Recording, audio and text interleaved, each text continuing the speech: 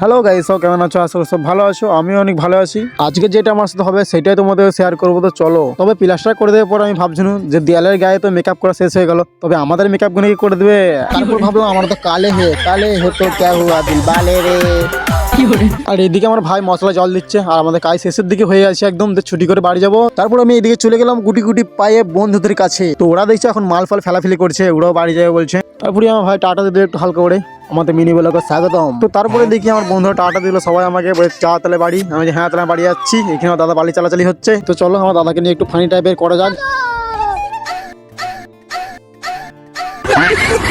এইদিকে আমরা কাজ ফাজ গুটিতে আমরা দুমদাম করে বাড়িতে যেয়ে পা হাত ধুয়ে আমরা ফ্রেশ হয়ে বের পড়বো একটু ঘুরতে। আর আমরা পা হাত ধুয়ে খাওয়া দাওয়া করে ঘর থেকে চলে এসেছি একটু আগুন শাক নেবার জন্য। আর এখানে তো ফুল এনজয় হবেই ভাই একদম। अमेरिका क्या कहता था?